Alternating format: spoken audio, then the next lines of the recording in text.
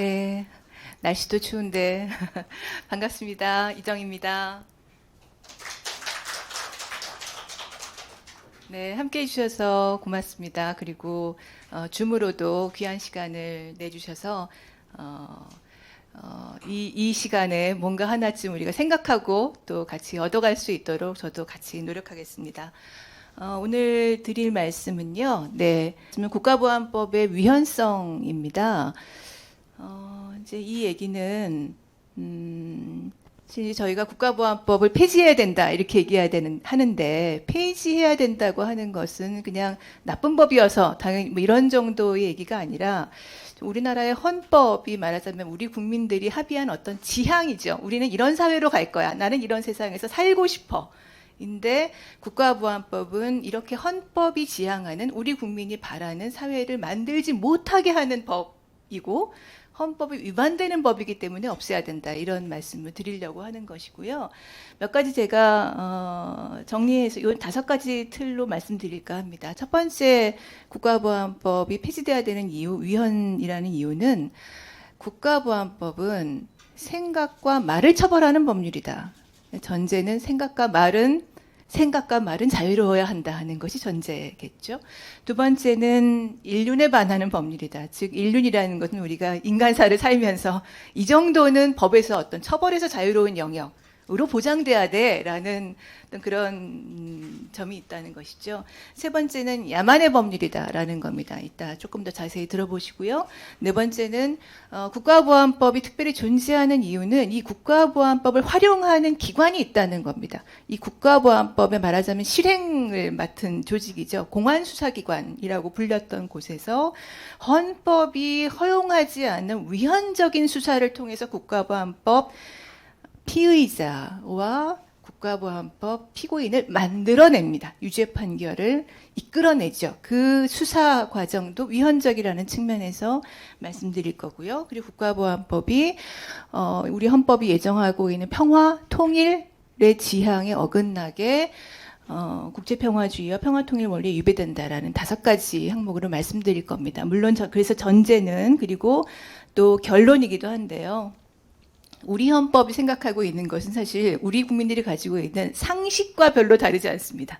즉, 가령 이런 거죠. 87년에 6월 항쟁을 통해서 이 헌법이 이제 개정이 됐는데 거기서 대통령은 우리 손으로 뽑아. 대통령은 우리 손으로 뽑을 거야. 이런 게 우리는 좀 상식처럼 되어 있잖아요. 헌법은 그런 국민들의 상식을 반영한 것이라고 생각하시면 별로 크게 다르지 않은데요. 그 상식의 하나는 생각은 자유로워야 돼. 죠. 예. 말은 할 수 있어야 돼. 서로 생각이 달라도 토론할 수 있어. 내가 비판하고 반대할 수는 있지만 어쨌든 저 사람도 우리 사회의 구성원의 하나야. 공존해야 돼. 이런 생각과 말의 자유로움, 그리고 생각이 다른 사람들 사이의 공존, 이것이 우리 헌법이 예정하고 있는 사회의 어떤 그림입니다. 그런데 국가보안법은 이 사회의 그림에 정면으로 위반됩니다. 즉 생각을 처벌하거든요. 이 생각 말고는 다른 거 하지 마. 말만으로도 위험해. 하지 마. 이게 국가보안법의 존재 이유고요. 그리고 국가보안법은 그래서 다른 생각을 가진 사람들, 다른 말을 하는 사람들을 사회의 지배체제가 허용한, 이 체제가 허용한 것과 다른 생각과 말을 한다는 이유로 체계적으로 너 나가 이렇게 합니다. 북으로 가 이런 거죠. 네.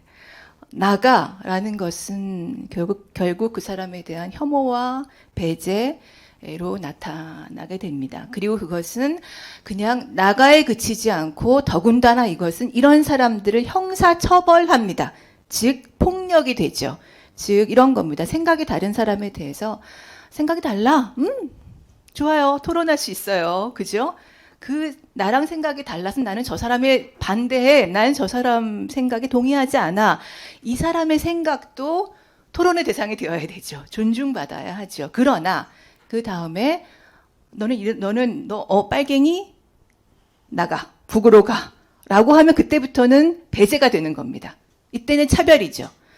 이것이 그냥 너 나가라는 말에 그치지 않고 당신은 감옥에 가야 돼. 그리고 당신은 지금 하고 있는 직업의 자격을 정지시키겠어. 라고 가령 한다고 하면 그때는 이건 폭력이 되는 겁니다. 예, 국가폭력이 되죠. 그래서 국가보안법은 한국 사회의 혐오와 배제의 뿌리입니다. 즉 왜냐하면 1948년에 정부 수립을 하잖아요. 그 정부 수립 이후부터 지금까지 법률제 10호로 시작돼서 지금까지 형사처벌 법규로서 가장 오래 지금까지 존속하고 있는 법률입니다. 국가폭력의 근원이고요. 그래서 저희는 민주사회를 위한 변호사 모임에서 변호사들이 국가보안법에 대해서 거의 30여 년 만에 지금 책을 내고 있어요. 국가보안법에 대한. 그 책의 이름이 헌법 위의 악법입니다. 국가보안법은 헌법 위에 있는 법이었다라는 취지입니다. 자, 자료를 볼까요? 네. 오늘 이런 얘기를 드리려고 하는데요. 제가 이제 국가보안법을 시작하면서, 오늘 강의를 시작하면서 사건을 몇 가지 좀 말씀드릴 거예요. 그러니까 요즘 어떻게 적용되는가 이야기를 좀 드리고 싶어서요. 국가보안법 사건 현황입니다. 이건 이제 2001년부터 국정원이 낸 통계를 이제 보여드리는 건데요. 1년에 한 200건 이상 정도가 김대중 정부 당시에 2000년에 시작이 됐고, 노무현 정부에서는 2004년 국가보안법 폐지 운동이 있은 뒤로 2006년에는 34건까지 줄어들었습니다. 확실히 국가보안법 폐지 운동이 2004년에 국가보안법 개정 또는 폐지로 이어지지는 못했지만 사건 적용은 좀 줄어드는 성과는 있었습니다. 그런데 그 이후에 이명박 박근혜 정부가 들어오면서 다시 국가보안법 적용을 상당히 늘려서 2013년에는 197건까지 늘어납니다. 근데 아시다시피 박근혜 정부 시기에 종북 공격이 굉장히 셌잖아요. 그것에 대해서 너무 이 심각한 이 혐오와 배제를 국민들이 좀 문제가 있다고 느끼기 시작했죠. 그래서 문재인 정부가 들어오면서는 2019년에 15건까지 기소 건수는 줄어들었습니다. 네, 그런데 좀 유의해서 보실 것은 고소고발이 크게 늘어나는 겁니다. 즉 2019년 맨 사건 접수해 보시면 2019년에 305건으로 갑자기 확 늘어나는데요. 이거는 기소는 별로 안 되는데 고발이 많은 겁니다. 즉 극우 단체들이 걸핏하면 그냥 거는 거죠. 뭐 사랑의 불시착도 국가보안법 위반이에요. 모두 위반이에요. 뭐 이런 식으로. 네, 이런 정치적 공격으로서도 계속 쓰이고 있다는 것을 알 수 있습니다. 최근에 제가 국가보안법 적용 사례 사건 3가지를 말씀드릴 겁니다. 국가보안법 위헌성 얘기를 하면 머리에서 잘 이게 그림이 잘 안 그려지실 것 같아서 세 부류로 말씀드리는데요. 첫 번째 사건은 1980년대, 90년대에 있었던 사건과 좀 비슷한 유형입니다. 즉 국가보안법이 1990년대쯤에 주로 어떻게 적용되냐면 7조 적용이 제일 많았습니다. 즉 7조가 뭐냐면 말을 처벌하는 거예요. 7조 1항은 그러니까 그 반국가 단체, 그러니까 북한이라고 생각하시면 됩니다. 네, 반국가 단체의 활동을 고무 찬양, 반국가 단체 또는 그 구성원의 활동을 찬양, 고무, 선전, 선동. 근데 뭐 이게 국가의 존립 안전이나 자유민주적 기본 질서를 위태롭게 한다는 정을 알면서 아이고 복잡해요. 근데 하여튼 찬양, 고무, 선전, 선동은 처벌. 이게 7조 1항이고요. 흔히 찬양, 고무라고 불리는 겁니다. 그리고 7조 3항은 뭐냐면 이런 선전, 선동하는 단체를 만들었어. 7조 3항은 이적단체라고 흔히 불리는 거고, 뭐 한총련 이적단체 규정. 뭐 대부분 우리가 국가보안법상 무슨 단체가 걸렸어 하면 거의 이적단체라고 보시면 되고요. 7조 5항은 뭐냐면 1항은 선전선동 말로 하는 건데 5항은 그런 내용이 적힌 이런 책을 내가 내 책상에 꽂아뒀어. 예, 소지, 이 책을 내가 썼어. 제작, 뿌렸어, 반포, 뭐 이런 것들을 처벌하는 겁니다. 그래서 7조 1항은 찬양고무, 7조 3항은 이적단체, 7조 5항은 이적 표현물, 뭐 이렇게 생각하시면 되는데요. 이 7조가 80년대, 90년대 국가보안법 입건 구속자의 90%가 됐습니다. 대부분을 차지했다고 생각하시면 되고 7조 구속자가 김영삼 정부 5년 동안 1,800명 가량이었습니다. 그러니까 5년 동안 1,800명이니까 거의 하루에 한 명씩 이라고 생각하시면 되고요. 김대중 정부 들어와서는 조금 줄기 시작했고 나머지는 아까 보신 대로입니다. 근데 이런 전형적인 국가보안법 7조 위반 사건이 지금도 있습니다. 2000년에 대법원 확정 판결로 유죄 판결이 난 사건인데 이적 표현물 소지였고요. 6.15 청년학생 본부 전 집행위원장이 징역형 1년 4월, 집행유예 3년을 받았는데 얘기는 이런 겁니다. 2010년에 남북 청년학생 단체들이 서로 공동 선언문을 채택했는데 이제 다 통일부에 신고를 한 거예요. 우리 이런 단체하고 교류한다 신고했는데 이제 공동 선언문 채택하려고 보니까 북측 단체에서 우리 입장은 이러고 이제 서류를 하나 보냈어요. 근데 그걸 조정해서 당연히 이제 공동 선언문을 낸 거죠. 공동 선언문 자체가 문제가 아니라 북에서 이 보낸 이거를 이 사람이 선언문 발표하고 나서 갖고 있었어요.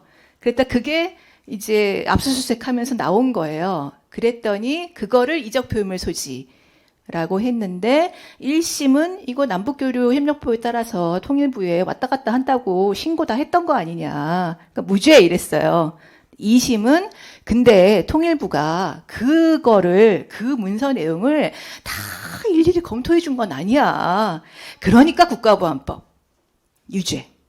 그게 확정이 됐습니다. 이게 2020년 최근의 사건이고요. 네.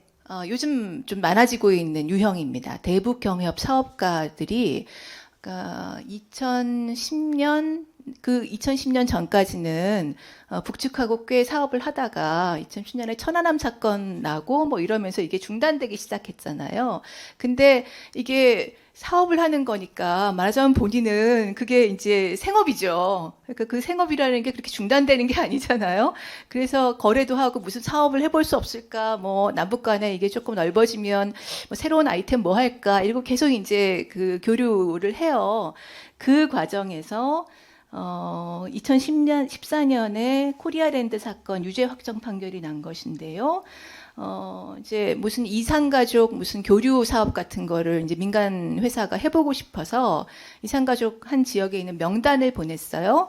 그랬더니 그것이 인터넷 등에 공개되지 않은 인적사항이 있다. 그래서 기밀보호 가치가 있다. 그래서 그 보낸 것이 국가보안법 4조 1항 2호에 간첩이 됐습니다.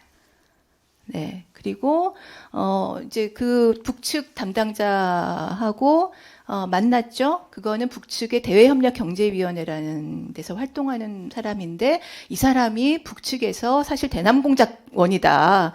이런 이유로 회합통신 그리고 이제 박근혜 정부 그래서 DMZ 개발하겠다고 막 그랬었잖아요. DMZ 개발에 뭔가 참여하고 싶잖아요. 그래서 컨설팅 회사한테 그거 개발안 한번 구조 이렇게 만들어봐라. 그래서 그걸 이제 북측 담당자한테 보냈어요. 그랬더니 이건 뭐가 됐냐면 편의 제공 구조. 뭐 이런 식입니다. 그리고 이제 김정일이 사망해서 당연히 거래를 하니까 조전을 보냈죠. 그래서 조전을 보내면서 두 개를 보냈는데 하나는 애도합니다. 이렇게 한번 보냈고 또 하나는 애도합니다. 김정은 누구의 건승을 기원합니다. 이렇게 두 개를 보냈어요. 앞에 애도합니다는 무죄, 뒤에 건승을 기원합니다는 3대 세습 체제의 지속을 기원한 것이므로 유죄. 찬양고무 뭐 이런 식입니다. 그래서 결국 나중에 편의 제공은 무죄가 났는데 거의 지금 이제 확정이 돼서 되고 있습니다. 세 번째는 저는 이 사례에 굉장히 주목하고 있는데요. 그러니까 탈북민들이 특히 2010년 이후에 국가보안법으로 처벌되는 사례들이 많아지고 있습니다. 대단히 보이지 않는 사이에. 그리고 앞서 말씀드린 7조 의 경우는 여기도 보셨지만 집행유예를 받았잖아요. 요즘은 7조 위반했다고 실형이 나오는 경우는 많지 않습니다. 대부분 대한민국 국민들이 걸리는 경우고 대부분의 집행유예로 이제 풀려 나오거나 아예 구속이 안 되는 경우가 많은데 탈북민들의 경우는 7조로 걸리는 경우는 많지 않아요. 뭐냐면 훨씬 무거운 걸로 걸려요. 그래서 실형을 받는 경우가 대부분이에요. 왜냐하면 여기에는 집행유예가 거의 불가능한 형량들인 거예요. 이런 사례는 저는 대단히 비극적인 사례라고 생각하는데 한번 탈북을 한 거예요, 이분이. 근데 처를 남겨두고 왔어요. 처가 계속 마음에 쓰이는 거예요. 그래서 와라. 근데 이 처는 혼자 못 나오겠다 그래요. 무섭다고. 그럼 내가 데리러 갈게. 그래서 처를 데리고 나오려고 북에 다시 들어갔어요. 근데 다시 들어가려면 나름대로 북도 어쨌든 다시 들어온 사람들한테 너 어디 가서 뭐 했냐? 이렇게 조사를 할 거 아니에요. 거기서 뭔가 자기 걸려들지 않아야 안전해야 처를 데리고 나올 거 아니에요. 그러니까 뭐 거기서 어느 정도 요구하는 걸 조금 들어줬겠죠. 그리고 결국 몇 달 있다가 처를 데리고 다시 나왔어요. 나왔는데 입국을 하니까 다시 조사를 받잖아요. 너 어떻게 된 거야? 북에 갔다 왔네? 그럼 북에 가서 뭐 했어? 그래서 북한 보위부에서 요구해서 휴대폰 줬다. 편의 제공 구조 2항. 휴대폰에 근데 다른 탈북민들 신원이 몇 개 연락처가 적혀 있었어. 그거는 국가 기밀이야. 탈북자 정보는 네가 자진해서 줬잖아. 뭐 5조 1항. 뭐 이런 식이죠. 그리고 거기서 이제 북한 보위부에서 야, 네가 알고 있는 사람한테 다시 북으로 오라고 전화 좀 해라. 전화해줬다는 거예요. 거기서 이제 어떻게든 살아남으려니까 했겠죠. 그러면 이제 반국가 단체의 지령을 받아서 목적 수행 이렇게 된 거예요. 그리고 거기서 이제 좌담회 같은 데 나오라고 그래가지고 얘기했는데 대한민국이 자살률이 제일 높다. 우리 사실 자주 듣는 얘기인데 그 얘기를 해서 찬양 고무. 뭐 이렇게 돼가지고 이분이 다시 이제 왔는데 결국 3년 6월 실형을 받았어요. 그래서 저는 참 되게 황당하더라고요. 어쨌든 다시 살아보겠다고 온 건데 처를 데리고 나오기까지. 근데 또 실형을 살려야 돼. 근데 이런 상황이 탈북민들에게 많이 일어나고 있습니다. 자, 지금 제가 사건 3가지를 말씀드렸는데요. 이 국가보안법의 조문들을 지금 제가 막 섞어서 말씀드렸는데 한번 정리해 볼게요. 구조는 이제 국가보안법의 구조는 이렇습니다. 그러니까 일단 2조가 먼저 하나 있고요. 전제는 북한이 반국가 단체다. 여기서부터 시작합니다. 네, 그리고 3조는 이 반국가 단체를 구성한 사람, 가입한 사람 다 처벌해. 논리적으로는 북한 주민들이면 사실 다 그냥 그 가입자인 거예요.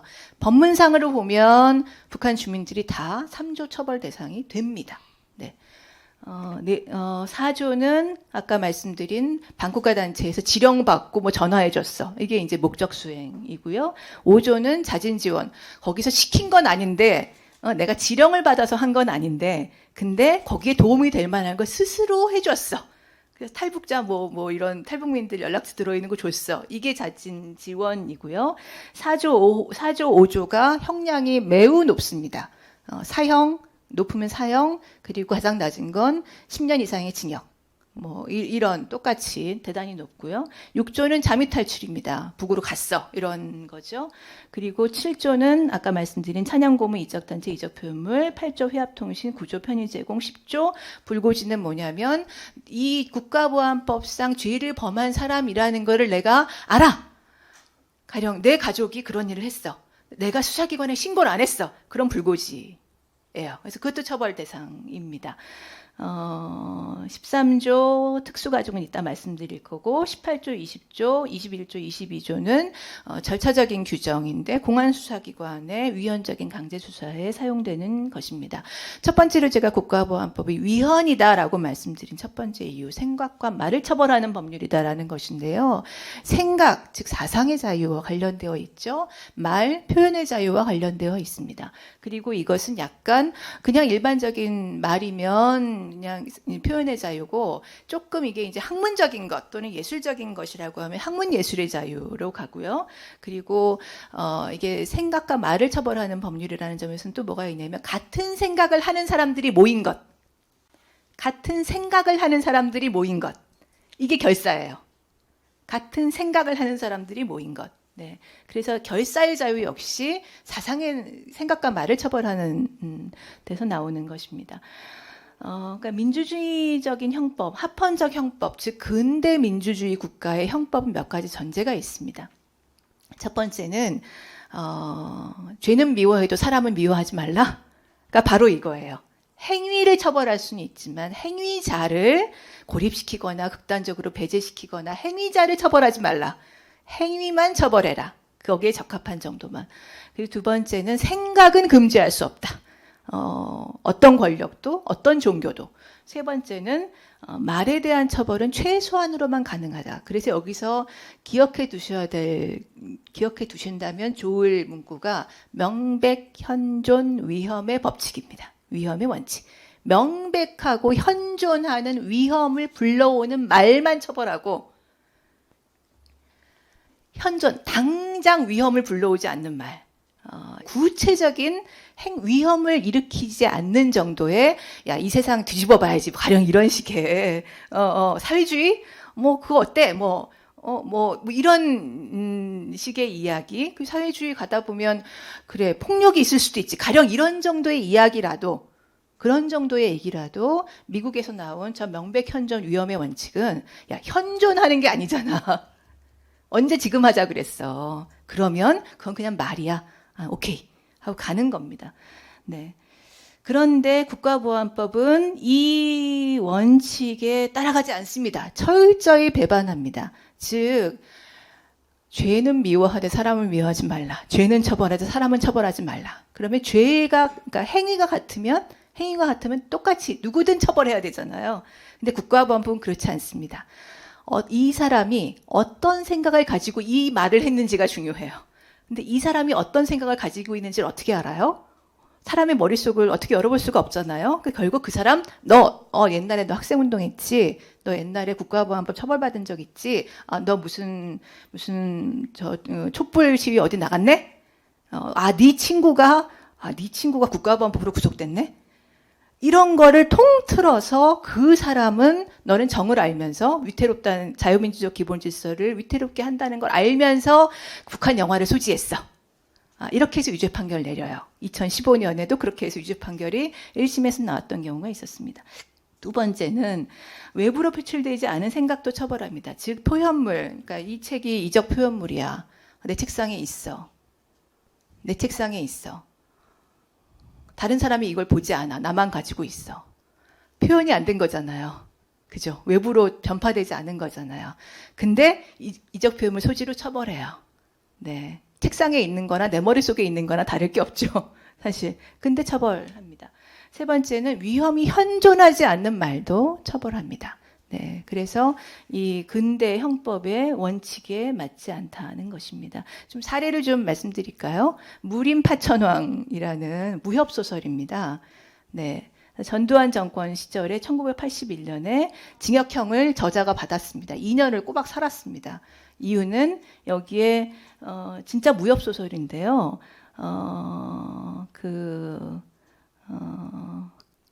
내부 모순 이 계급투쟁을 공모한 이적 표현이다.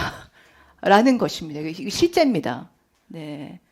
그리고 또 하나는 모내기라는 신학철 작가님의 그 작품인데요. 이 작품은 여전히 압수 상태입니다. 네. 그러니까 범죄로 만들어진 물건은 압수하게 되어 있거든요. 근데 유죄 판결이 지금까지 계속 있는 거예요. 그래서 압수돼서 검찰청의 그 창고에서 이렇게 착착착 접어서 보관되어 있다가 이 그림에 보시면 여기 이렇게 접힌 자국이 있죠. 네, 원래 작품에는 접힌 자국이 없었습니다. 근데 접어놓은 상태에서 그림이 훼손이 됐고 훼손된 것까지도 역사의 흔적이라고 국립현대미술관에 지금 소장 보관되어 있습니다. 그런데 여전히 압수물이고 작가에게 돌아가지 못한 상태입니다. 이게 1심, 2심에서는 무죄가 났어요. 근데 대법원은 이걸 이적 표현물 7조 5항 으로 처벌을 했습니다. 이유는 이겁니다. 대법원이 보기에, 검찰이 보기에, 봐라, 저 그림에서 남쪽은 힘들게 농부들이 일을 하고 남쪽은 다 쓰레기 천지 아니냐. 근데 북쪽은 사람들이 술 마시고 논다. 애들이 뛰어논다. 그리고 무슨 지상낙원처럼 천도복숭아가 있다. 그리고 저 뒤에 있는 초가집은 김일성 생가를 그린 거다라고 해서 이적표현물 이라고 유죄 판결이 났는데, 이게 유엔 자유권규약위원회에 신학철 학과님이 그러니까 개인 진정을 제기했고, 자유권규약위원회에서는 예술의 자유 침해다 라고 판단을 했습니다. 그러나 유죄 판결은 뒤집어지지 않은 상태로 여전히 유효하게 지금 남아있는 상태죠. 생각과 말을 처벌하는 법률이다. 왜 그런가? 국가보안법이 지금 제가 7조를 주로 말씀드렸는데요. 국가보안법이 만들어질 때는 7조가 없었습니다. 1948년에 만들어질 때는 뭐를 처벌했냐면 조직을 만든 것을 처벌했습니다. 조직. 우리가 생각하는 지금 국가보안법, 아까 제가 말씀드린 2조에 있는, 3조에 있는 반국가 단체를 만든 것을 처벌했습니다. 근데 당시에 독립운동을 했던 국회의원들이 뭐라고 비판을 했냐면, 이것은 일제의 치안유지법과 다를 것이 없다라고 비판을 합니다. 그 이유는 뭐냐면, 치안유지법이 이제 일본이 이 독립운동을 탄압하기 위해서 만든 법인데요. 일본이 당시에 독립운동가들이 가령 실제 전투 또는 어떤 항쟁으로 나아가지 않는 독립운동 조직을 만든 것 자체를 그 단계에서 처벌합니다. 행동으로 나아가지 않는 조직을 만들기만 해도 잡아갑니다. 그 조직을 만든 것을 처벌하는 것이 바로 저 조직하거나 가입한 자는 처벌한다. 요 규정입니다. 즉 행동이 없는데 조직을 만들었다고, 같은 생각을 가진 사람들이 모였다고 처벌하기 때문에 사상의 자유 침해, 생각에 대한 처벌인 것이죠. 국가보안법이 똑같습니다. 국가보안법이 구성한 자는, 가입한 자는 이렇게 하죠. 근데 생각에 대한 처벌이잖아요. 아까 제가 근대 형법에는 생각에 대한 처벌은 허용되지 않는다고 했잖아요. 해방이 되면서 일본에서는 치안유지법이 바로 폐지됐습니다. 지금 일본은 저런 규정을 가지고 있지 않습니다. 그리고 해방된 직후에 미 군정도 일본 제국주의가 시행하던 법률 중에서 심각한 문제가 있던 것들을 45년 10월 달에 미군정령으로서 폐지하는데요. 그중에 치안유지법이 있었습니다. 폐지됐습니다. 정치 사상을 이유로 차별하는 법률은 폐지한다 되어 있고, 치안유지법 폐지한다라고 되어 있습니다. 폐지가 됐는데 45년 10월 달에 폐지가 됐는데 정부 수립하고 48년 12월 달에 다시 살아난 거죠. 그대로. 네. 식민 본국에서는 사라진 치안유지법이 식민 잔재를 청산해야 되는 새로운 나라에서 되살아나게 된 것이죠. 그 생각과 말을 처벌하는 법률이다. 여기서 이게 이제 좀 대표적으로 보여드리는 건데요. 1945년 5월 달에 국회 프락치 사건이 있었습니다. 그래서 국회의원들이 15명이 잡혀갑니다. 남노당 프락치다. 근데 프락치라는 이유는 두 가지예요. 하나는 평화통일 결의안을 냈다. 또 하나는 왜군 철수 결의안을 냈다. 당시에 미군이 철수를 하거든요. 미군이 자기 계획으로 철수를 하는데 이승만 대통령은 반대한 거예요. 근데 이제 이 국회의원들은 왜군 철수 결의안을 냈다고 해서 국가보안법 위반으로 기소를 했고 1심에서 유죄 판결이 다 나왔습니다. 근데 그때 가장 높은 형량을 받은 사람이 노일한 국회의원인데 이분은 반민특위의 국회의원으로서 특별검찰부 차장을 합니다. 즉 반민족 행위자들을 처벌하는데 선두에 있었던 분이고, 그런데 국가보안법이 살아나니까, 국가보안법이 다시 만들어지니까 야, 일제치안유지법이 살아났냐? 하고 국가보안법 반대 토론을 아까 한 걸 제가 보여드렸죠. 근데 이분이 반대 토론하고 나서 그 다음에 6개월도 지나지 않아서 너 남노당 프락치? 이렇게 해서 구속돼서 재판받아서 1심에서 징역 10년을 받습니다. 그리고 이제 그 이후에 한국 전쟁이 터지면서 이 사건은 더 진행되지 않는 상태가 됐는데요. 이게 사상과 이 생각과 말을 처벌하는 국가보안법이 왜 생겨났는지를 극단적으로 보여주는 것입니다. 즉 일제 반민족 행위로 처벌받을 사람들이 다시 권력의 핵심부에 들어오면서 반민특위가 만들어지고 권력의 핵심부에 들어오면서 이제 뭔가 야 큰일 났다. 내가 일제 치하에서 했던 일을 내가 뭐라고 변명을 해야 돼. 뭐라고 변명하죠? 나 독립운동가들을 내가 탄압한 게 아니야. 나는 빨갱이 때려잡았어. 인 겁니다. 예. 그 빨갱이 때려잡았어. 앞으로도 나는 빨갱이를 때려잡아야 우리나라가 선다고 생각해. 라고 해서 만든 법이 국가보안법이고 그 국가보안법의 첫 번째 심각한 희생자, 물론 이분 말고도 굉장히 많은 분들이 희생됐습니다만 대표적인 희생자가 바로 반민특위를 주도했던 분들이었던 것입니다. 한국전쟁 시기에 적어도 이건 뭐 적은 수의 추정이긴 합니다만 좌익과 우익, 인민군과 그 한국군, 국군 사이에 서로 간의 학살이 있었고 군경과 우익에 의한 학살이 20만 명에서 30만 명 정도로 추정이 됩니다. 그런데 이 학살의 특징은 뭐냐면 다른 세계 다른 나라들에서 보이듯이 종교가 달라서 언어가 달라서 민족이 달라서 이런 사유가 하나도 없어요. 순전히 사상이 달라서 벌어지는 학살이에요. 근데 사상이 달라서라는 건 뭐냐면 행동을 한 사람이기 때문에 죽인 게 아닌 거예요. 사상이 다르니까 너는 저쪽 편이 될 수 있어. 그래서 예방학살이 벌어집니다. 그 예방학살이 보도연맹 사건들이고 그 예방 차원에서 집단학살이 벌어지는데 이런 환경에서 국가보안법은 말하자면 그 국가보안법을 만든 사람들의 논리는 우리나라 지금 너무 혼란하다, 비상식이다. 그래서 임시로 우리는 탄환을 만들어야 되겠다. 인권이고 뭐고 그런 거 필요 없고 비상식이 임시조치법을 만들겠다고 해서 만들면서 치안유지법처럼 조직을 만들기만 해도 처벌하겠다고 한 법률을 만들었던 것이죠. 그런데 이게 이제 53년에 휴전이 되잖아요. 그러면 이제 평시로 돌아온 거잖아요. 평상시에는 이 법률이 당연히 그럼 없어져야 되잖아요. 없애지 않습니다. 왜냐? 국민 정서상 놔두는 게 좀 낫겠다고 생각해서. 그래서 당시에 102명의 국회의원이 폐지안을 놓고 53년 7월 달에 투표를 하는데 102명 가운데 폐지 반대 10명. 폐지 반대 10명.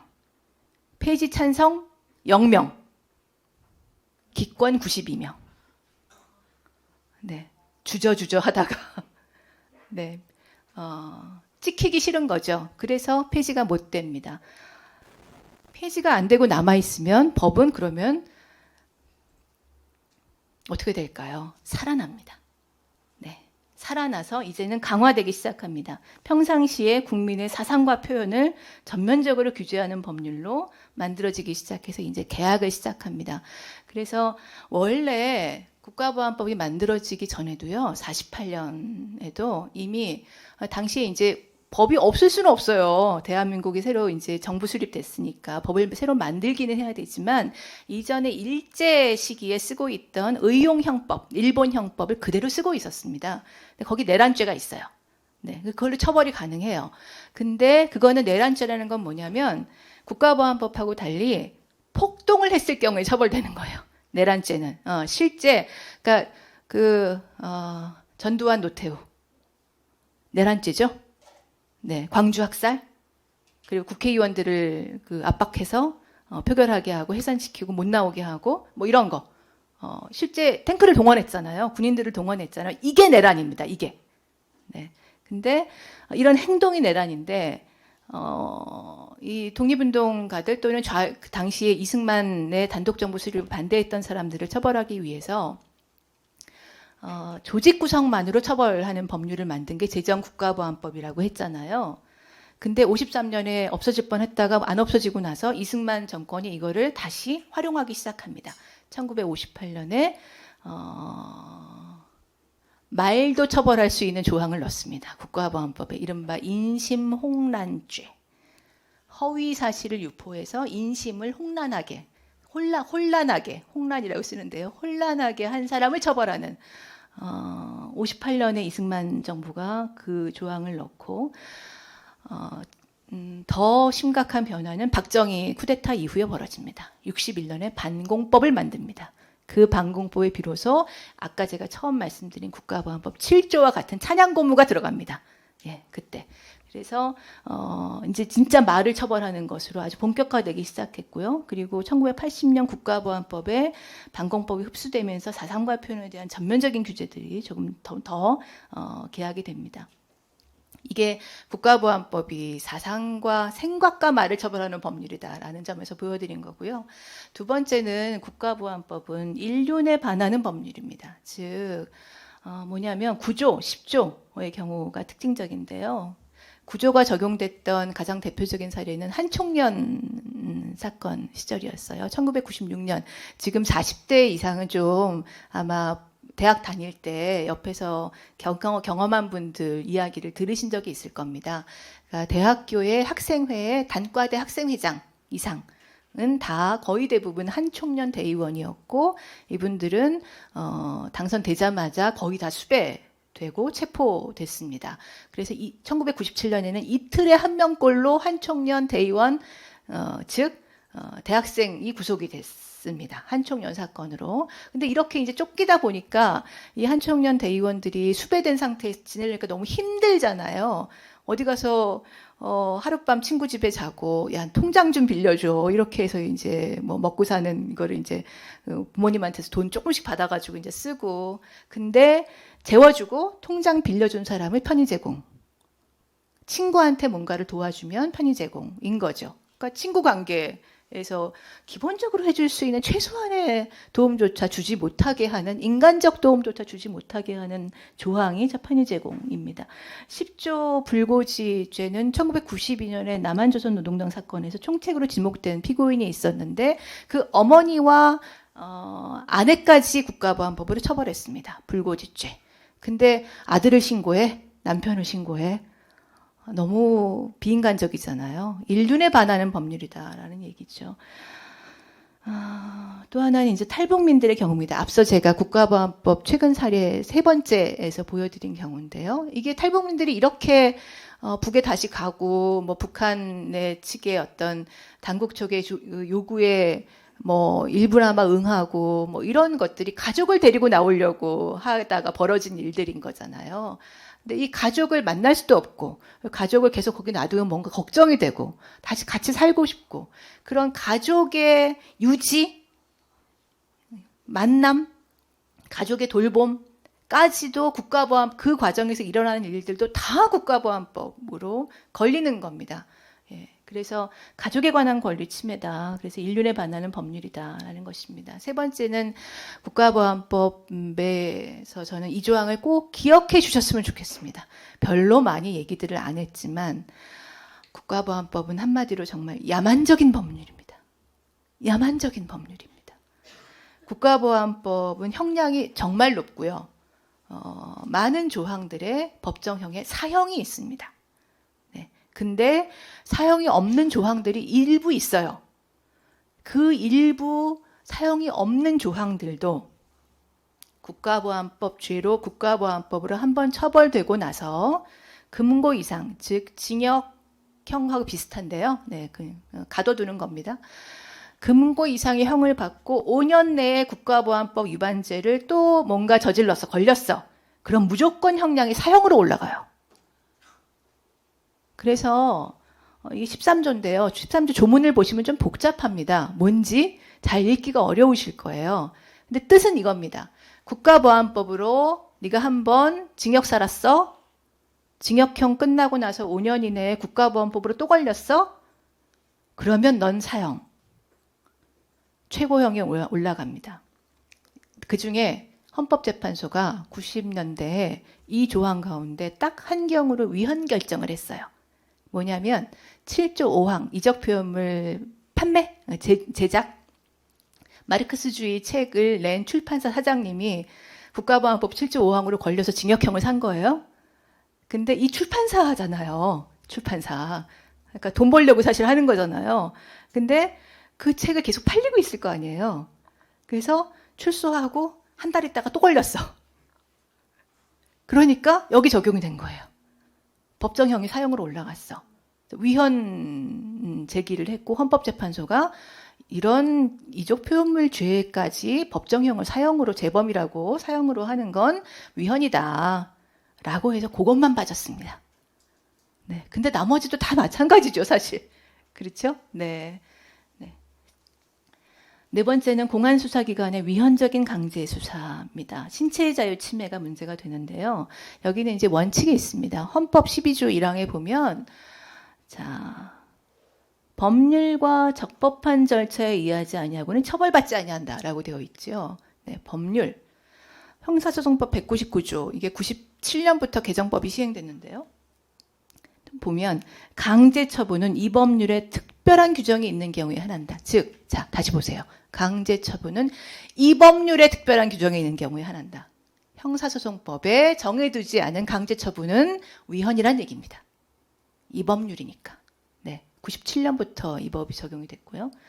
네, 그런데 유일하게 수사 단계에서의 강제처분은 형법 말고 다른 형법, 특별법들이 꽤 있어요. 무슨 성폭력 처벌법, 뭐 특수 무슨 뭐 조직폭력배 처벌하는 무슨 특정범죄 가중 어쩌고 저쩌고 뭐 형사특별법이 많은데 그 많은 형사특별법 가운데 수사 단계에서 강제 처분을 특별히 규정하고 있는 것은 국가보안법밖에 없습니다. 네. 아까 형사소송법에 뭐라고 그랬죠? 이 법률에 특별한 규정이 없으면 강제 처분하지 못한다. 거기에 위반되는 유일한 법률이 국가보안법인데 공안수사기관이 써먹으려고 한 겁니다. 목표는, 취지는. 근데 뭐가 있냐면 참고인, 구인 유치를 할 수 있어요. 이게 뭔 소리지? 피고인이 있어요. 네, 납부거부 가령. 60년대, 70년대에 납부거부를 간첩으로 조작하는 사건들이 엄청 많았거든요. 근데 이 사람을 유죄로 만들려면 증인이 필요하잖아요. 증언을 만들기 위해서 이 납부거부에 아는 사람을 데리고 옵니다. 참고인이지. 아, 너는 피고인은 아니야. 너 참고인이야. 근데 데리고 와. 와서 유치, 강제로 가둬두고 48시간 가둬두고 또는 더 길게 가둬두는 경우도 있었고 예전에는 가둬두고 계속 물어보는 거죠. 그러면서 이 협박이 들어갑니다. 너 당신 제대로 얘기 안 하면 당신 피고인 돼. 이게 참고인 강제 구인 유치입니다. 그리고 또 하나는 피고인도 형사소송법상으로는 경찰 단계에서 10일, 검찰 단계에서 20일 구밀수 제한이 있습니다. 30일 동안밖에 수사를 못합니다. 근데 국가보안법은 이게 7조는 빼지만 7조, 10조는 빼는데 이게 경찰에서 하나 더, 검찰에서 하나 더 50일까지 늘어납니다. 이런 특칙은 국가보안법밖에 없습니다. 그래서 위헌적이라는 것이죠. 또 하나는 형사소송법상으로는 한번 검찰이 구속했어. 풀어줬어. 너 별거 없네? 풀어줬어. 그러면 한번 풀어준 사람에 대해서는 여기서 특별히 중요한 증거가 발견되지 않으면 다시 구속을 못해요. 안 그러면 계속 다시 구속할 수 있으면 얼마나 불안하고 힘들어요. 그래서 이 규정을 만든 건데 국가보안법은 그렇지 않습니다. 일단 국가보안법은 봐서 너 알고 있는 게 좀 있네. 주변 사람들 좀 꼰질릴 게 있네. 잘 좀 앞으로 좀 정보 좀 가져와. 공소보류라는 걸 해요. 그래서 내보낼 수 있어요. 내보내고 나서 다시 너 근데 제대로 말을 안 들어? 다른 중요한 증거가 없어도 다시 구속할 수 있습니다. 그게 국가보안법에 있습니다. 그래서 프락치 공작 수단으로 활용이 됩니다. 여기 반국가 행위자와 과거 반국적 노선에서 동조하던 자를 은폐하거나 고발하지 아니한 때라는 것은 검찰의 이런 그 국가보안법상 공소보류자를 관리하는 규칙에 있는 구절 그대로입니다. 이런 경우에는 재구속한다는 얘기죠. 또 하나는 정말 비인간적인 것의 연속인데요. 체포하면 상금을 줘요. 신고하면 뭐 상금. 뭐 이런 얘기는 우리 옛날부터도 많이 들어온 얘기인데, 근데 이거는 이제 수사기관, 정보기관에 이 사람 국가보안법 위반이에요. 통보하거나 내가 잡아온 사람한테 상금을 줘. 일단 그 사람 민간인한테.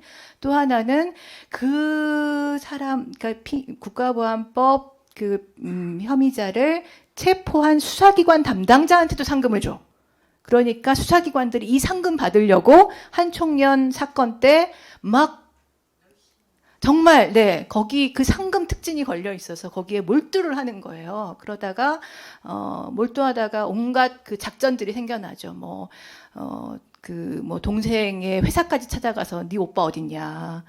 이런 비인간적인 수사 방식들이 다 이런 상금과 특진에서 나왔던 것이죠. 근데 이 19조 21조죠. 21조 3항의 상금에 보면 뭐가 있냐면 수사를 하다가 체포를 하려고 하는데 반항했네. 그래서 총을 쐈네, 죽었네, 또는 자살을 했네. 그래도 상금을 줘. 수사기관 담당자들에게. 인간의 생명이 돈으로 바꿔치기 되는 지점이죠. 네. 그래서 이 상금이 원래는 95년에는 둘 다 1억 원이었습니다. 그런데 이명박 정부 2011년 때 5억 원으로 신고자한테 올리고요. 박근혜 정부 때 20억 원까지 올라갑니다. 그래서 내라는 조작 사건에 신고자는 10억 원을 받았다든가 이런 얘기들이 오갔죠. 실제 국정원의 그 기관들의 입에서 나왔던 얘기들이죠. 근데 이 20억 원으로 올린 거는 언제였냐면 박근혜 대통령이 대통령 자리에 있던 때가 아니고 직무 정지됐을 때입니다. 심지어 탄핵 소추가 된 이후에 저 대통령령이 상금 규정이 바뀌어서 금액이 올라갑니다. 네, 집요하죠. 네. 국가보안법을 2004년 폐지운동에도 불구하고 우리는 하나도 손대지 못하였으나, 하나도 폐지하지 못하였으나 국가보안법을 활용하고자 하는 사람들은 정말로 집요하게 상금 규정까지 이렇게 올려놓았습니다. 또 하나는 노동조합에 계신 분들이 저는 이 문제를 조금 더 누이 깊게 봐주셨으면 하는데요. 원래 53년 옛날 옛적이죠. 53년에 노동쟁의 조정법, 지금은 노동조합 및 노동관계 조정법입니다. 그 노동쟁의 조정법을 만들 때 이 규정이 있었습니다. 근로자는 쟁의기간 중에는 현행범 이외에는 여하한 이유로도 자유를 구속당하지 아니한다. 이거 뭐지? 파업을 하면요. 파업을 하면 그래서 파업을 했는데 너 폭력 썼어? 이러고 잡아가면 파업이 깨지잖아요. 그러니까 노동자의 단체 행동권은 헌법상 노동 3권이기 때문에 거기서 다른 현행범이 아닌 경우에 너 옛날에 누구 때렸지? 이런 식으로 현행범이 아닌 경우에는 다른 이유를 들어서 구속할 수 없도록 아예 법에 저렇게 53년에 만들어 놓은 겁니다. 근데 1961년 방공법 기억하시죠? 박정희 쿠데타 이후에 만든 법입니다. 박정희가 들어와서 어떤 조항을 넣냐면, 그런데 본법 또는 국가보안법의 죄를 범한 자에 대해서는 노동쟁의 조정법 13조의 규정을 적용하지 아니한다. 즉 방공법 위반, 국가보안법 위반, 너 빨갱이 그런 파업 중에도 너는 현행범이 아니어도 구속할 수 있어. 그래서 파업하는 노동자들의 집에 찾아가서 압수수색해서 이적 표현물 나오면 구속하고 파업 깨는 겁니다. 이게 그런 식으로 활용이 됐고, 그리고 지금도 약간 달라지긴 했는데 여전히 틀은 그대로 남아 있습니다. 그래서 국가보안법 17조에 이 노동조합법상 구속하지 않는다는 구속제한 규정을 적용하지 않는다고 여전히 남아 있는 거죠. 자, 우리가 민주화를 굉장히 많이 이뤘다고 생각합니다. 진전됐다고 생각하죠. 대통령을 직선으로 광주항쟁을 딛고 우리가 일어났다고 생각합니다. 하지만 실제 헌법 체계와 그리고 법률 체계에서는 박정희 군사 쿠데타로 집권한 박정희의 이 소나기에서 아직도 벗어나고 있지 못하다는 것이 드러나죠. 반국가 단체 이제 위헌이라는 것의 이제 끝물인데요. 오늘 강의가 지난번 이영일 소장님 강의보다는 조금 길어지겠네요. 괜찮으세요? 네, 감사합니다. 이 그림은 혹시 그림 제목을 아시는 분이 있으실 거예요. 피카소의 한국에서의 학살입니다. 51년 작품이고요. 그런데 작년에 예술의 전당에 전시회를 왔습니다. 70년 만에 한국에 왔다. 한국에서의 학살이 오지 못했습니다. 그전에는 피카소의 굉장히 중요한 작품인데, 왜냐하면 자, 48년 제정국가보안법은 반국가 단체 구성을 처벌했다고 그랬잖아요. 그 반국가 단체는 여러 단체들이 있긴 하지만 집중적으로는 북한입니다. 근데 61년에 그리고 북한, 그러니까 구성하는 걸 처벌하는 거죠, 주로. 61년에 반공법을 박정희가 만들면서 찬양 고무도 처벌하기 시작했다고 말씀드렸잖아요.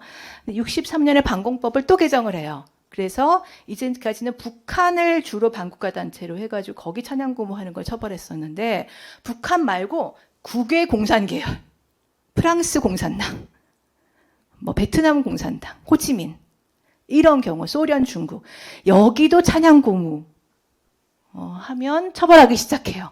그러다가 1980년, 전두환이 광주에서 학살을 하고 나서 반공법과 국가보안법을 합쳐버리는데요. 그때 반공법을 국가보안법으로 통합하면서 국외 공산 계열도 아주 반국가 단체다라고 아예 써버립니다. 이건 뭐냐면 68년 사건, 69년 사건인가 봐요. 네, 69년 사건인데 피카소 크레파스, 아이들 크레파스 이름을 피카소 크레파스라고 붙인 제조회사 사장님이 처벌된 거예요. 예, 피카소 좌익 계열 화가다. 예, 거기 찬양 고무했다. 국외 공산 계열 찬양. 이게 반공법 찬양 고무 바로 이것입니다. 자, 그래서 이 91년 개정 전에 국가보안법에 대해서는 어떤 비판이 있었냐면 전 세계를 향해서 적대의 시선을 보이고 있는 법률이다.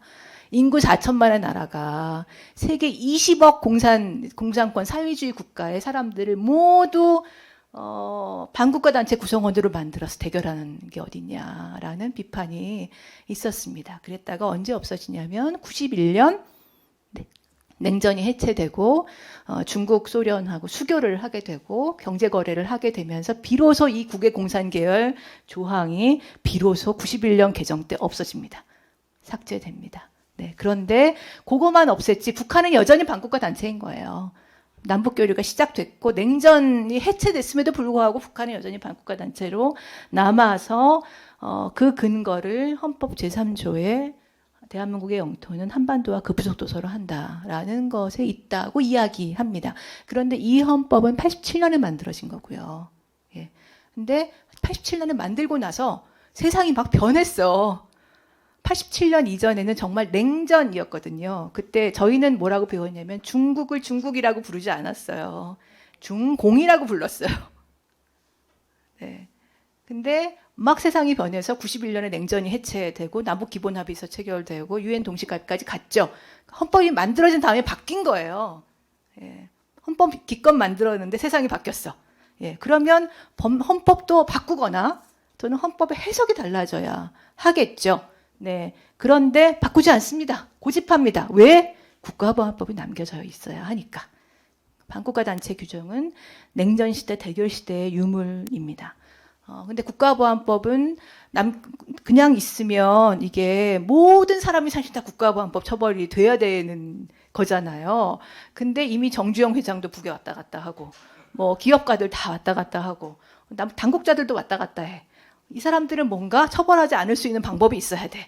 처음에는 이거는 뭐 통치행위 뭐 이런 식으로 가다가 안 될 것 같아. 그러니까 법을 하나 만들어요. 그게 남북교류협력법입니다. 협력에 관한 법률. 그러니까 결국 어떻게 되냐면 정부의 판단 또는 수사기관의 판단에 따라서 어떤 사람은 남북교류협력법, 어떤 사람은 국가보안법 이렇게 되고 아까 사례 1에서 보신 것처럼 심지어 남북교류협력법에 따라서 다 북측 단체하고 다 왔다 갔다 하고 팩스 받았어요. 오케이. 다 신고했는데 그 문서 들여다보니까 내가 문서까지는 안 봤어? 미안, 너 국가보안법. 행운동을 할 때는 남북교류협력법이 없는데 나중에 10년 지나고 국가보안법. 이렇게 되는 거죠. 네, 이런 자의적 적용 문제가 심각하게 벌어지고 있습니다. 그런데 이제 아까 헌법 제3조 한반도의 영토는 대한민국의 영토는 한반도야. 그러니까 북한은 반국가 단체야. 나라가 아니야. 국가가 아니야. 라고 했는데 실제로 국민의식은 이제 북한도 국가다가 거의 3분의 2가 됐습니다. 3분의 2. 자, 3분의 2. 3분의 2. 국회 헌법 개정하려면요. 국회의원 3분의 2가 찬성하면 헌법 개정이 되죠. 네, 이 국민의식을 거의 그대로 국회의원들이 비율로 그대로 반영한다고 하면 헌법 제3조가 이런 국가보안법의 근거로 쓰이는 거 뭔가 개정하자는 얘기가 나오거나 아니면 적어도 그런 국가보안법이 남아있는 거는 이제 없애야 되겠다는 뭔가 판단이 대다수 국회의원 3분의 2 이상의 찬성으로 나와야 맞습니다. 그런데 국회는 지금 2004년 이후에 국회 국가보안법 문제에 대해서 어떤 얘기도 하지 못하다가 지금 개정안이 발의는 됐는데 폐지안이 발의는 됐는데 여전히 멈춰 있죠. 국회보안법 폐지 논의를 하면 개폐 논의를 하면 선거에 뭔가 도움이 안 될 것 같아. 이런 생각으로 자 아까 제가 53년 폐지가 못 됐을 때 국회 의결 말씀드렸죠. 네, 기권이 전체 102명 가운데 기권이 92명이어서 폐지를 못했다. 네, 주저함이 문제인 겁니다. 이제 한편으로는 우리 헌법이 이제 정하고 있는 국제평화주의와 평화통일 원리의 이 반국가단체 조항은 정면으로 위배가 됩니다. 헌법은 우리 국민들이 이제 이런 생각들이 많아졌어요. 통일을 꼭 해야 돼? 네, 저는 그것도 토론의 대상이라고 생각해요. 물론. 네, 그래서 어떤 면으로 봐도 우리가 통일을 해야 되겠다라는 것으로 결론이 나기 위해서는 그만큼 서로 열어둔 토론이 필요하죠. 할까 말까부터 시작해서 하려면 어떤 방식의 통일로 할까 필요하죠. 그런데 헌법은 평화적 통일을 사명으로 정하고 있습니다. 국민의 사명으로 정하고 있습니다. 이미 합의된 거야 라는 얘기입니다. 그래서 요즘 좀 주목할 필요가 있는데요. 네, 근데 이 통일에 관한 중요 정책은 우리나라 헌법에서 유일하게 국민투표를 할 수 있습니다. 선거 말고요. 정책만 놓고 국민투표를 할 수 있습니다. 대통령이 회부를 하면.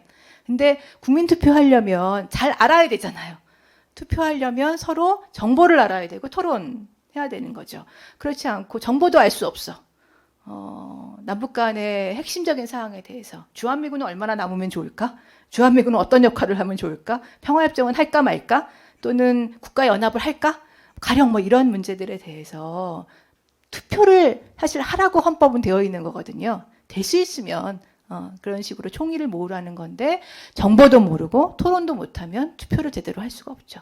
자유로운 투표를 하려면 제대로 된 투표를 하려면 자유로운 정보 취득과 활발한 토론, 격이 없는 막힘없는 토론이 필수적이고 그래야 민주주의 절차에 따른 평화통일이 가능한데 그러려면 반국가단체 규정은 없어야 한다는 것입니다.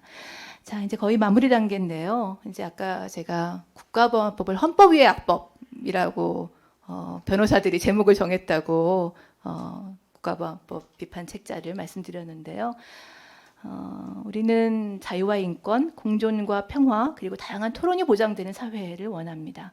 그럴 때 국가보안법은 생각과 말을 처벌하고 그리고 생각이 다른 사람들을 북으로 가라고 얘기하면서 공론장에서 배제하기 때문에 그게 바로 혐오고 차별이죠. 그리고 사상과 정치적 의견이 다른 사람에 대한 국가폭력이 바로 국가보안법입니다. 또 하나는 그렇게 처벌되는 사람들만의 문제가 아니라는 데 있습니다. 또 하나의 문제는. 그러니까 누군가가 어떤 말을 했을 때 처벌이 됐어 라는 걸 보게 되면 그것을 본 나도 저 말은 하면 좀 안 되겠네 하는 생각을 하게 되죠. 그게 자기 검열입니다. 생각의 금지선. 즉 38선은 38선에만 있는 것이 아니다. 38선은 모두의 머릿속에 있다는 것입니다. 네, 그래서 혐오와 배제, 자기 검열에서 벗어나서 자유롭게 생각하고 말하고 공존하는 사회로 가려면 국가보안법 폐지가 필수입니다. 그리고 이제 악법은 53년에 폐지 못하고 58년부터 악용된 거 보셨죠? 네, 남겨두면 악용되기 때문에 폐지가 필수고 시급한 과제입니다. 그러면 이게 폐지가 운동이 우리가 성공할 수 있을까? 야, 2004년에도 안 됐는데 2004년에도 안 됐는데 지금 될까? 걱정이 있을 겁니다. 하지만 큰 철벽 같은 장벽에도 구멍은 있습니다. 네, 구멍이 저는 조금씩 뚫리고 있다고 생각합니다. 헌법재판소에서 2018년에 아까 제가 7조 5항 이적 표현물 말씀드렸죠? 이적 표현물을 갖고 있는 거, 소지 말씀드렸죠? 그 소지에 대해서 이건 위헌이다. 다른 사람에게 전파되지 않는 생각에 불과한 것을 처벌하는 게 형법이 그래서는 안 된다는 위헌 의견이 헌법재판관 9명 가운데 5명이었습니다. 절반이 넘었어요. 네, 헌법재판관 9명 가운데 6명이 위헌 의견을 내면 그 법률은 효력을 잃습니다. 무효가 됩니다. 네, 1명 남았다는 얘기입니다. 네, 네. 그래서 저는 갈 수 있다고 믿습니다. 위헌 판결을 받아낼 수 있다. 이 사건, 지금 국가보안법 7조 5항 관련된 위헌재청 사건이 헌법재판소에 2건 계류되어 있고요. 그 소송에서 위헌 판결을 받아내기 위해서 민변과 다른 더 넓은 변호사들이 굉장히 애를 써서 헌법소송을 준비해오고 있고, 추진해오고 있습니다. 7조 폐지안, 또 국민동의 청원 폐지 법률안들이 또 발의가 됐고요. 그래서 저는 국가보안법을 폐지하는 것이 정말 시급한 일이라고 생각하고 이번에 위헌 판결 또 폐지 또는 대폭 개정 까지 성과를 반드시 이번 국회에서 내야 한다고 생각하는데요. 강의를 마무리하면서 좀 더 드리고 싶은 말씀은 그런데 국가보안법 폐지가 끝이 아니라는 겁니다. 그런데 왜? 국가보안법을 제정하기 전에는 포고령 국방경비법 지난 강의에 들으셨겠지만 또 무슨 특수범죄 어쩌고저쩌고 대단히 많습니다. 네. 그런 법률들에 의해서 사람을 죽였습니다. 법 없이도 보도연맹 10만 명, 최소 10만 명을 예방학살했습니다. 그러니까 국가보안법을 폐지하는 것은 한국 사회 혐오의 뿌리, 국가폭력의 수단을 걷어내는 굉장히 중요한 일이지만 이걸로 한국 사회의 혐오가, 한국 사회의 국가폭력이 모두 없어질 수 있다고 우리가 장담해서는 안 된다. 우리는 다른 형태로도 혐오와 국가폭력이 나타날 수 있다는 것을 생각하고 계속 그런 변형된 혐오의 양상과 그리고 새로운 국가폭력의 수단들이 생겨나지 않도록 그리고 또 유지되지 않도록 계속 개폐의 노력을 할 필요가 있다는 것입니다.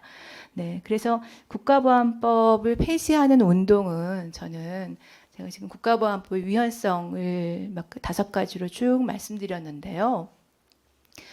그러니까 법률가들이 얘기하기에는 사람의 헌법이 보장한 기본권을 찾기 위한 운동이다. 이렇게 이야기할 수 있겠죠. 그런데 조금 더 나아가면 결국 우리가 기본권을 헌법에 규정하고 있는 것은 우리가 살려면, 이 사회에서 살려면 우린 좀 이렇게 살아보자 하는 우리의 꿈을 이야기한 거잖아요. 우리의 희망을 이야기한 거죠. 공존하고 자유를 누리고 좀 더 평등하게 평화롭게 살 수 있는 꿈을 우리는 헌법을 통해서 이야기하고 있는 것이죠. 그게 바로 우리의 인간의 본성이라고 생각하니까요. 서로 도와야지. 인류는 보장돼야지. 이런 거요. 네, 사람 말은 자유로워야지. 이런 거. 이런 공존과 연대라는 인간의 본성을 되살리기 위한 인권운동이라고 저는 생각하고 그리고 서로 소통하고 협력하는 관계를 만드는 평화운동이라고 생각하기 때문에 국가보안법 폐지운동이 지금 국가보안법뿐만 아니라 다양한 많은 차별금지법도 있고 또 다양한 많은 그런 차별에 반대하는 그 운동들이 있잖아요. 그런 운동들과 함께 가는 운동이 되었으면 하는 생각입니다. 지금까지 드린 말씀은 민주사회를 위한 변호사 모임에서 낸 이 헌법 위의 악법이라는 책에 1권이 나왔고요. 2권이 다음 달쯤 나옵니다. 네, 여기에 풍부하게 들어가 있으니 함께 사주시고 읽어주셨으면 좋겠습니다. 그리고 국가보안법을 폐지하는 것이 저는 단시간에 끝나는 일이라고 절대 생각하지 않습니다. 네, 70년이 넘게 있었던 이 국가보안법을 없애는 것은 우리가 그만큼 혐오와 차별과 폭력으로부터 벗어나서 새로운 우리가 원래 헌법에서 예정하고 있었던 공존으로 그리고 서로 존중으로 가자는 방향을 트는 일이잖아요. 조금 더 트는 일이죠. 이런 방향을 틀기 위해서는 서로 이야기해야 되잖아요. 이야기하는 시간을 우리가 충분히 가지는 것이 저는 굉장히 중요하다고 생각하고요. 그래서 국가보안법 폐지 교육센터도 그런 이야기를 나누기 위해서 만들었습니다. 이야기를 나누는 공간을 오늘 강의 들으신 분들께서 다른 분들과 더 많이 만들어 주셨으면 좋겠고, 그 만드는 공간에 저희 국가보안법 폐지 교육센터에 요청을 하시면 좋은 이야기를 함께 나눌 수 있는 적합한 강사님들을 또 소개시켜 드리도록 노력하겠습니다. 함께 해주셔서 고맙습니다.